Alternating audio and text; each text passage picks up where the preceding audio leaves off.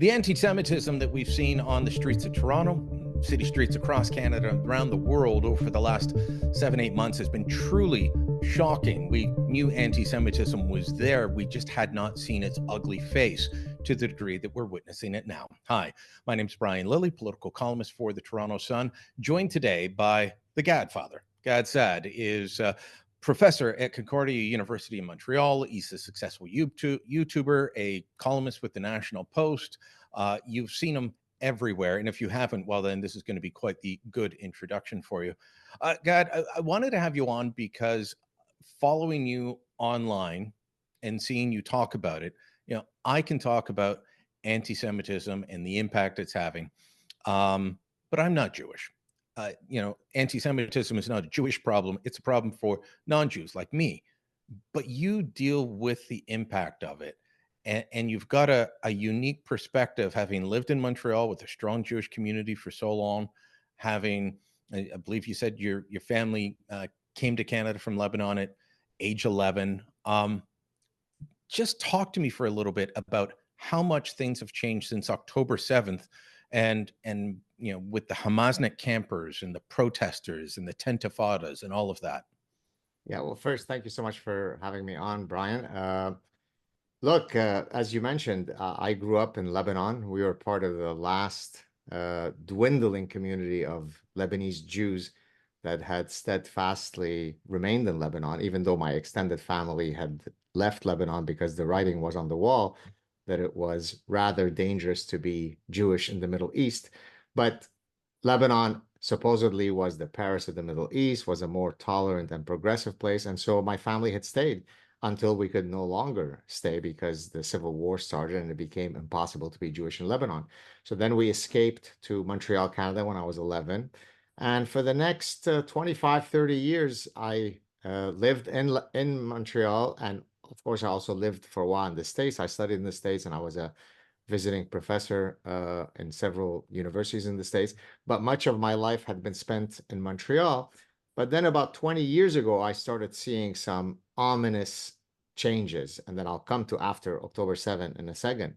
And the ominous changes manifested themselves in many ways, but one of which was the very clear increase in the Islamic demographic in Montreal, as is the case in, for example, many places in Europe.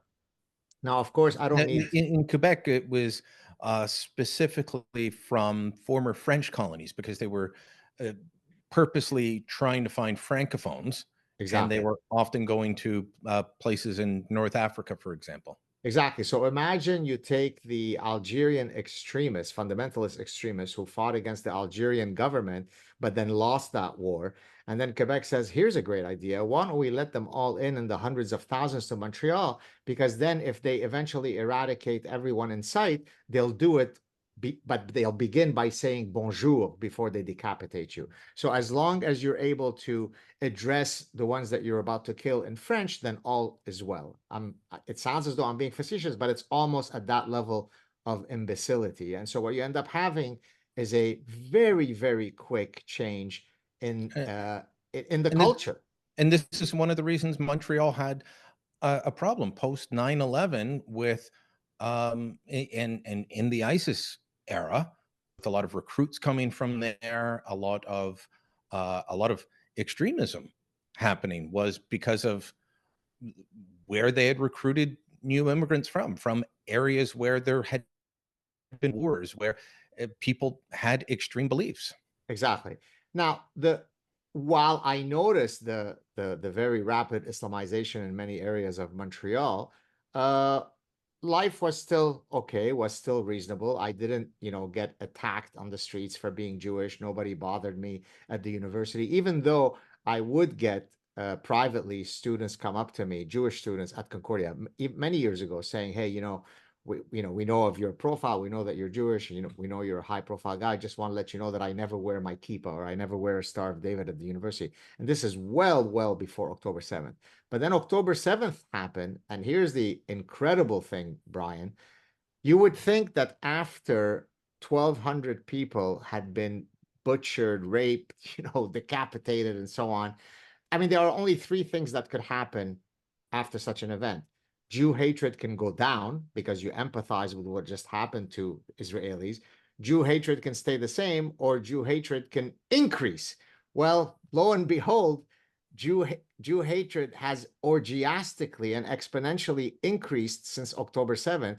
And I've certainly been a recipient of that Jew hatred. It's usually coming from three sources. There's, of course, the Islamic sources. There's also the neo-Nazi types, Jews won't replace us guys, who also writes and send me all kinds of really lovely messages. And then you get the academic progressive left types, the Jews are Zionists, colonialists, and so on. And so everywhere I turn, Brian, the Jew hatred is coming at me without any respite. So it's been quite a wake-up call, even for someone who grew up in the endemic Jew hatred of the Middle East. So is it reminding you of what your family finally said we can no longer tolerate? Absolutely. So now, look, it's not as though I can't walk down the street today and I'm as worried as during the the full-blown Lebanese civil war. But prior to the civil war, so let me just give you a few stories from my childhood and then draw a corollary to what's happening now in Montreal. So when I was 5 years old, Gamal Abdel Nasser, who was the president of Egypt at the time, passed away in 1970. So I was 5, about to turn 6. And as so often happens in the Middle East, when something bad happens, then everybody rushes to the streets in these like sort of very protests with a lot of fervor and incantations and lamentations. And as people were proceeding down my street in Beirut, I was hearing death to Jews, death to Jews. I mean, in Arabic. And so I turned to my mother. I said, why are they calling for the death of Jews? The Egyptian president just passed away, And she's like, shh, just put your head down. Don't make yourself seen. Second, very quick story. And I'll tell you a couple of more stories, and then I'll link it to Montreal. Second story, when I was about 9 or 10 years old, this is 1 year before the Civil War started. The teacher asks the kids to stand up and tell us what they want to be when we grow up. And so, I want to be a policeman, I want to be a doctor, I want to be a nurse, I want to be a soccer player. And then one kid goes up and says, when I grow up, I want to be a Jew killer, to raucous applause and laughter. Now, this kid knew that I was Jewish. This is before the Civil War. Story 3, my brother, one of my brothers, who's 10 years older than me, had been Lebanese champion in judo for several years in a row. And so this is again before the Civil War, before 1975. It became too shameful for a Jew to be Lebanese champion in a combat sport. So he was visited by some men who told him that it was time for him to retire, lest there might be an unfortunate accident that happens to him. Well, here is the irony of life, Brian. In 1976, you might remember that the Olympics happened in Montreal. So in 1973, 1974, he's forced to leave Lebanon to pursue his judo career in France. In 1976, he represents Lebanon in the Montreal Olympics. So the guy who was too Jewish in 1973-74, we can overlook that he was Jewish in 1976 when it was important for him to carry the Lebanese flag at the Montreal Olympics. One more quick story, and then I'll link it to Montreal. All good. By the way, all of these stories are told, forgive the shameless plug, but it's important for your viewers and listeners.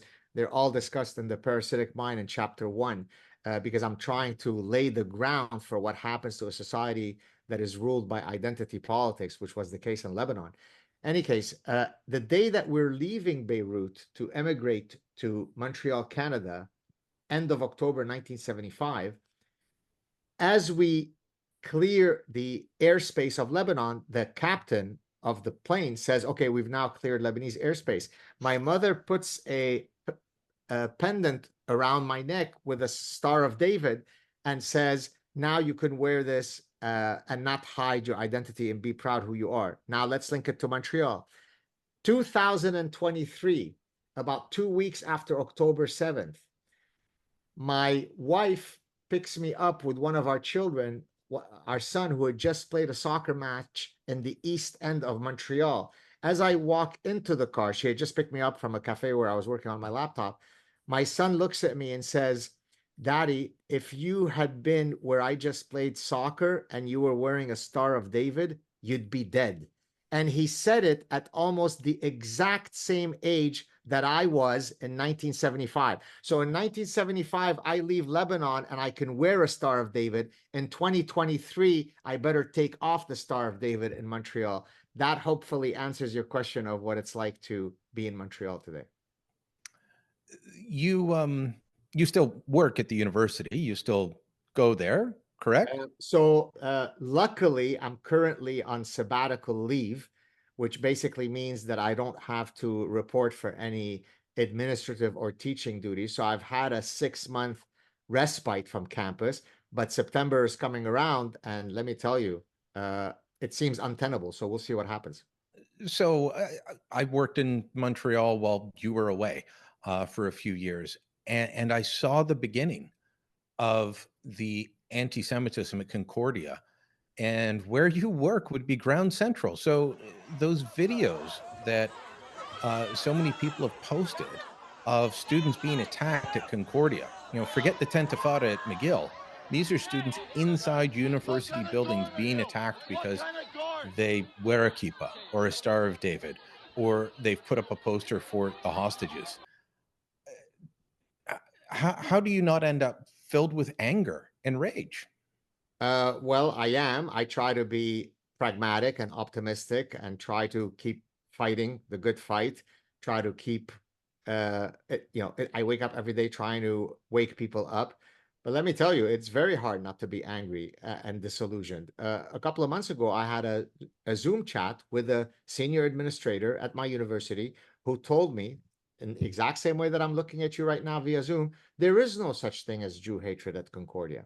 So the level, so it's So their baffling. head is in the sand. Exactly. And then, of course, about a month after that Zoom meeting, the president of my university is summoned on Parliament Hill to give testimony and admit that, oh yes, no, there is major Jew hatred at my university.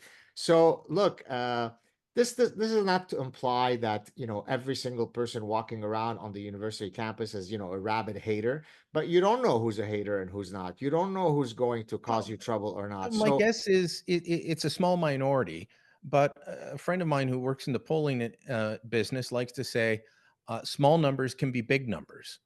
And the first time he said that to me, I said, "Well, what do you mean?" He said, "Well, if just 5% of Canadians are raging anti-Semites, that's still 2 million adults." well, let me So that's a lot of people to be worried about. let me contextualize that number in a much more negative way. There's the Pew polling outfit are Yeah. certainly they're nonpartisan, respectable outfit that does global surveys on all sorts of issues. I think it was in 2010 they took a survey across many Islamic countries, exploring how the people of different countries, so it could be Egypt, could be Syria, could be Lebanon, could be Pakistan, what do they feel for the Jews, right? Now, your friend, the example that you gave, you said, well, if it's 5% of Canadians that are anti-Semite, boy, that's a big number. Well, let me contextualize that number for you, Brian. Across all those cultures, not every single one of them, some of them were in the 70s, but in many cultures, it was 95 to 99% of the surveyed people had endemic Jew hatred, towards the Jews. So let me repeat that. So if I sample 1,000 people, 950 of the randomly sampled people exhibit negative views of the Jews. So now let's see if we can close that circle.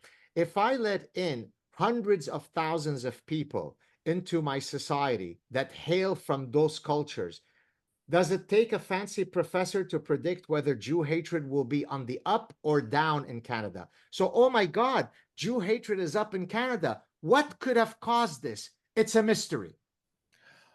Well, there's the two sides, and we'll talk about the other side in a minute, that being the academic side. But I mean, my major issue with how the current government has dealt with immigration and multiculturalism is their view of multiculturalism does not include standing up for Canadian values, unless Canadian values means voting Liberal. And so there is not the push to say, as you come to Canada, you leave your old hatreds behind. Exactly. Now, my parents came here from Glasgow. That's a city that was a mini Belfast at one point, with the hatred, the violence. They did not associate with an awful lot of Protestants in Glasgow. Guess what happened when they came here? They did. You left your old hatreds behind. My neighborhood was filled with people who came from conflict zones. They left their old struggles behind. We don't tell people to do that anymore. And when Ontario Premier Doug Ford suggested that a little while ago at a news conference, oh my goodness, you're blaming immigrants for violence. You're horrible. You're racist. That's part of what is going on in Canada right now. Right. So a couple of things to unpack there. Multiculturalism, small m, could be a very good thing. So, for example, if I say Concordia is a multicultural campus, well, that's nice, and that there are people from many, there's a rich tapestry of ethnicities, of languages, of cultural heritage, and it adds a vibrancy to the place. That's good. Multicultural with a capital M as a political philosophy, as originally enacted by the father of the current prime minister, is a terrible idea, because it is actually founded on a idea pathogen, a parasitic idea, which I discuss in the Parasitic Mind. And that idea parasite is called cultural relativism. Cultural relativism says it is imperialistic of you to judge the cultural beliefs and the religious beliefs of another society. That's a form of colonization. It's a form of imperialism. Who are you to judge such things as honor brides, or honor killings, or child brides, or cutting off of clitorises of little girls?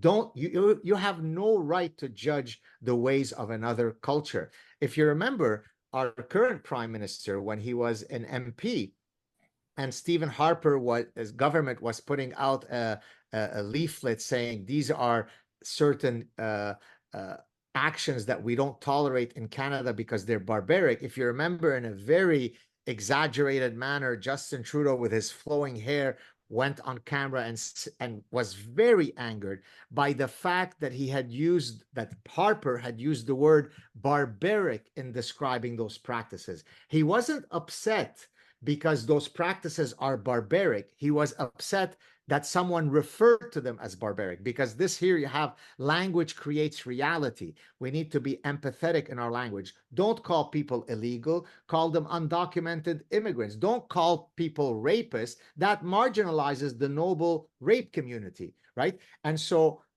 we can get into Justin Trudeau if you want, but that whole idea of multiculturalism with a capital M comes from a dreadful political philosophy. If you come to Canada, you abide, as you said, by our foundational values. If you don't want to leave those at the door, then we'll send you back to where you came from. Yeah, well, so I was just trying to look up the name, couldn't find it quickly, of the gentleman I always I used to use on TV years ago, on this cultural relativism idea, that all cultures are equal, or that we should accept everything from all cultures. When the British ruled India, there was a practice of sati. If a man died, the wife had to be thrown on his funeral pyre and be burnt to death. And I wish I had his name, but the British governor, local governor, said, stop this. And they said, well, that's our custom. We're going to do our custom. And he said, in my country, our custom is to hang men who kill women. So you keep your custom and I'll keep mine. And guess what? The practice ended.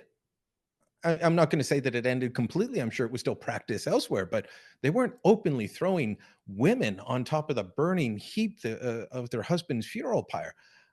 The idea that we just accept all cultures, I mean, that is a parasitic idea, but part of the parasitic mind. So, and by the way, it comes originally.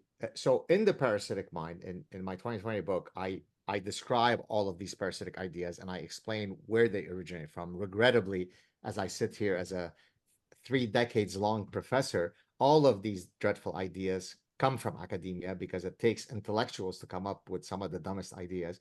Well, this particular one, cultural relativism, comes from Franz Boas, who was a anthropologist at, if I remember, Columbia University. This is about 100 years ago.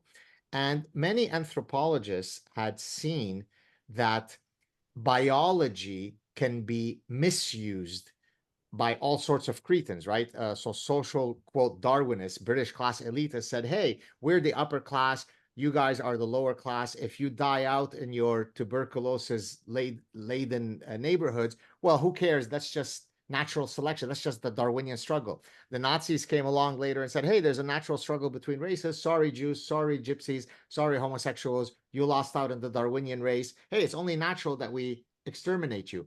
And so because all sorts of miscreants misused evolutionary theory, anthropologists decided, well, what if we were to create a new vision of what human behavior looks like that completely rejects the fact that human beings are biological beings? Because if you accept the fact that human beings are biological beings, that means there is a shared biological heritage. There are absolute moral truths. But if we say that everything is relative, all cultures are relative, everything is idiosyncratic, there is no such thing as a human or moral universal, then we can reduce the likelihood that people will misuse biology in the future. So in the service of what originally seemed like a noble goal, you end up murdering and raping truth in the service of that goal. And what I argue in each of those parasitic ideas, it always starts off as a noble goal, right? So for example, radical feminism started off as equity feminism. Well, equity feminism basically says, hey, men and women should be treated equally under the law. There is no reason why a man should be paid more than a woman for the exact same job. Mm-hmm. Based on that tenet, you and I would say, yeah, sign me up. I'm an equity feminist. The problem then comes when radical feminists say, well, in the pursuit of eradicating the sexist patriarchal status quo, let's now promulgate the idea that men and women are indistinguishable from each other, that there is no such thing as an evolutionary based sex difference between men and women. It's all due to social construction. By saying that, maybe we could get rid of the patriarchy more quickly. So it starts off in a noble manner, and then it metamorphosizes into complete gunk. So, how then did the academy become so anti-Semitic? Because if you listen to the old anti-Semitic tropes, well, Jews control the university and Jews control the media. Let me tell you, if that's true, you're doing a really bad job of it, Gad, because both the academic world and my world of media filled with anti-Semitism. So why are you doing such a bad job controlling all these things? No, on the serious note, how did the academy, the academic world, become so anti-Semitic? So there are several possible explanations here, and several of them work in tandem. So in terms of the current strain of, the Zion, we love Jews, it's just we hate Zionists, wink, wink. There, what you're doing is there's been about 30, 40, 50 years of infiltration within the political science departments, or some departments they're called Near East Studies, or in the past they used to call them Oriental Studies, meaning the Mid-Orient, the Middle East. All these programs have been completely hijacked by one narrative. And let me summarize that narrative for you so that I can save your children $80,000 a year from being parasitized at Columbia University. Until 1948, Jews and noble, peaceful Palestinians lived hand in hand together, walking around singing John Lennon's Imagine. It was all beautiful. There was nothing but love in the Middle East. Then in 1948, there are some really, really nasty white Zionist colonialists who came from Europe, because Jews have absolutely no ancestral claim to that land. There is absolutely no evidence that Jews have ever existed in Judea, right? And so therefore they came there. And then since 1948, they've been involved in a systematic genocide and eradication of the noble, peaceful Palestinian people.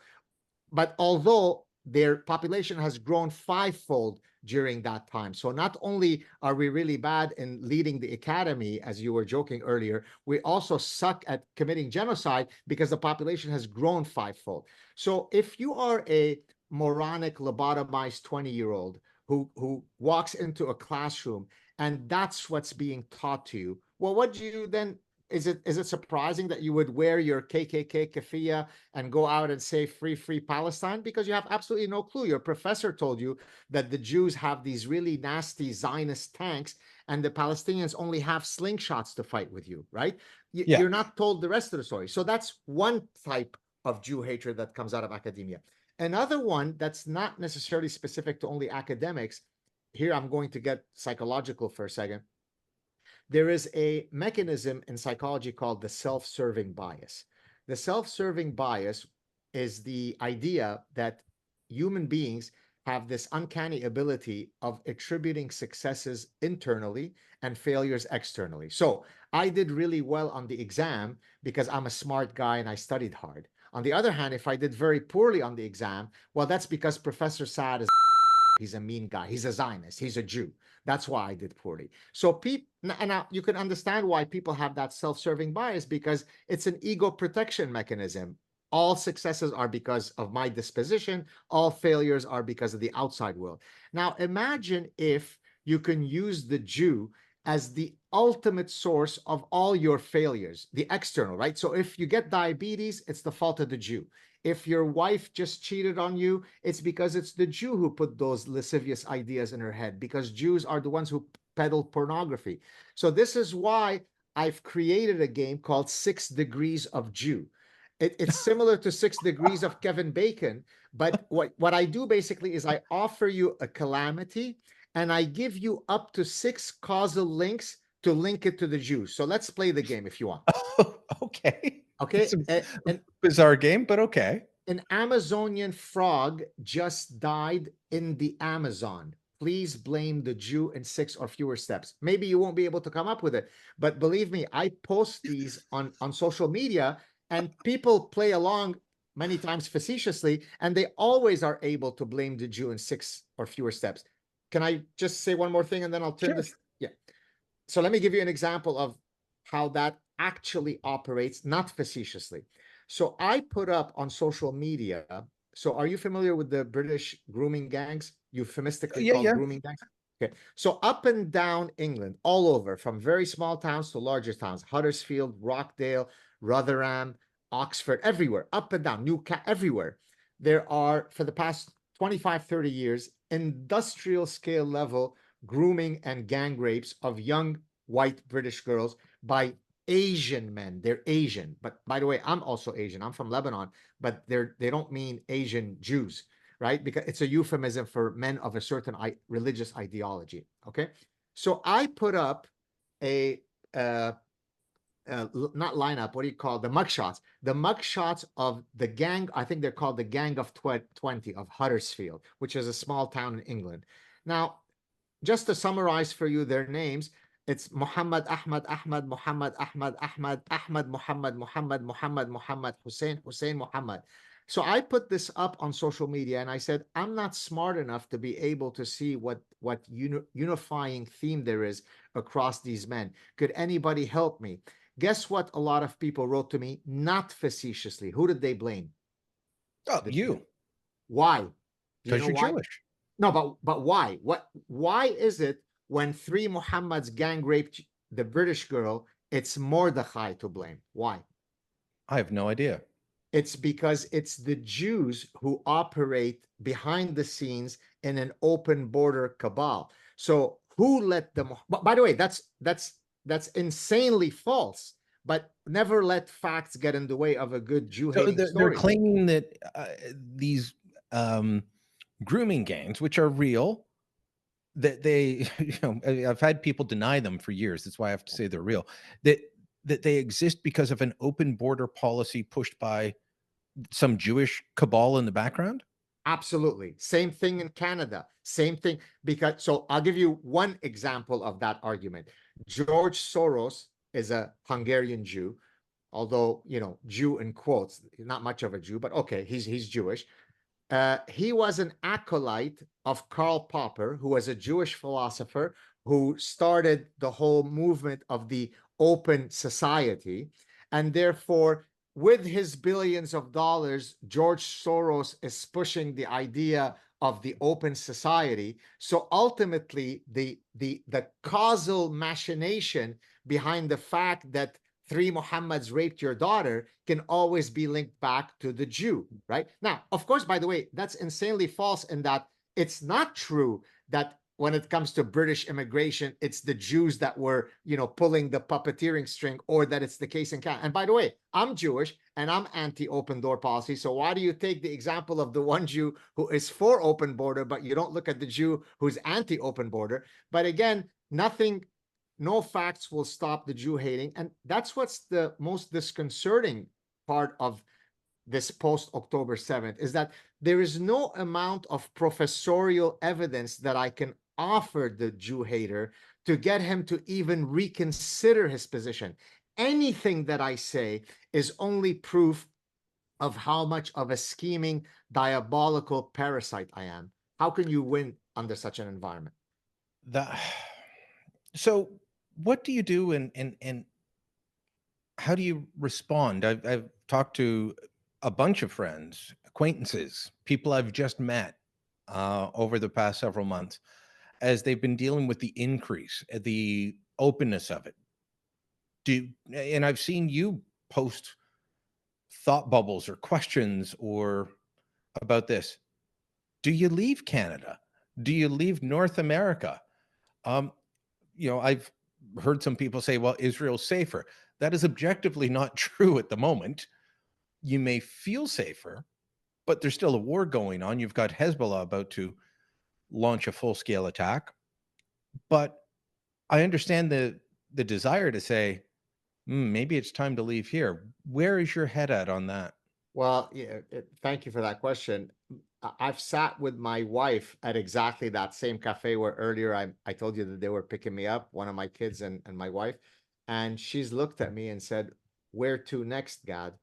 Now, imagine that in the 21st century, a Canadian professor who's been fighting for Canadian values, freedom of speech, equal rights. I mean, all the things that any classical liberal person, true liberal, not liberal in the Justin Trudeau sense, but a truly, individual dignity, meritocracy, all of the values that we would think have been enshrined within the Canadian ethos. A professor who's been here since 1975 now looks at his wife, I'm speaking of myself, and says, I think it's time for us to leave. And I'll say this, it's not a secret. My wife and I have been trying to leave for many years now. And there is actually now some escape strategies that are opening up for us.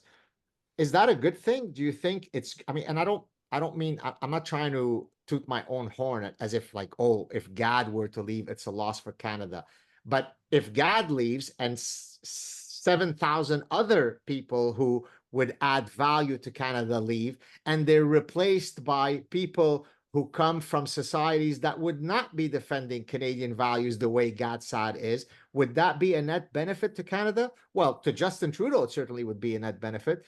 But to the average Canadian from whom I receive beautiful letters of gratitude and kindness, that's not a good thing. So, to be honest with you, I don't see our future being in Canada, because I think that the demographic realities are such now that it is only going to get worse. And anything that is to reverse those trends would simply be too cataclysmic for Canada to ever implement. I only see us doubling down on our insanity. That's why, by the way, my next book is called Suicidal Empathy, because what happens in many of these progressive policies, it always starts with a miscalibrated sense of empathy, right? I mean, who are we in the United States to stop the noble Guatemalan and El Salvadorian gang members to come into the United States? Don't they have as much of a right to experience the American dream? Well, no, they don't, right? MS-13? No, not a fan. Exactly. But see, that's racist of you, because now you're implying that all El Salvadorians are MS-13. No, I'm not. Life is a No, statistical we're game. talking about gang members here.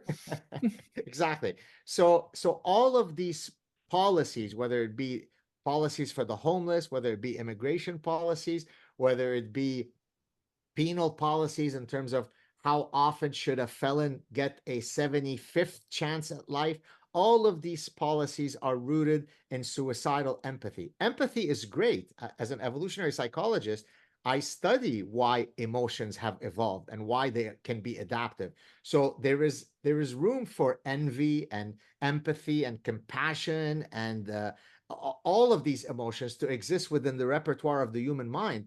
But the problem arises when empathy misfires, right? When empathy is directed to the wrong target. You and I have evolved to differentiate between jumping in front of a bus to save our own biological children than to save a random kid. That doesn't make us callous. It makes us an evolutionary being. So yes, I want to save all children, but it makes perfect adaptive sense for me to love my child more than a random child. That's why I have a lock on my front door, because while I am empathetic to the homeless, I recognize that I can't let them all into my home. That doesn't make me a nasty, callous person. It makes me a Darwinian being that's able to distinguish between whom I should met this empathy for. The Western progressives don't have that ability to modulate their empathy. That's why we are in the quagmire that we're in. And why you, along with so many others, are questioning whether they're going to stay here. God, it makes me sad to hear that, but I do thank you for your time. You've been very generous. We've probably gone well over time, but it was a great conversation. We'll continue to follow and interact online. Do find them on X and on YouTube and elsewhere. Thanks so much. Thank you, Brian. Cheers.